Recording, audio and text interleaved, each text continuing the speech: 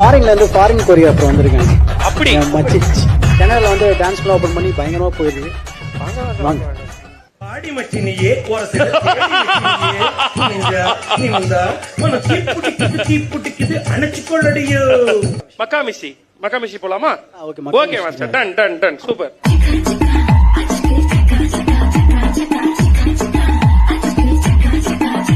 நான் முட்டா ஊதியா, எனக்கு ரத்தம் வந்தா உனக்கு இன்னா தக்காளி சட்னியா, என்னோட ரைம் ஸ்கீம் பார்த்து இன்னா கிண்டல் பண்றியா, என்னடா சுண்டல் தரியா?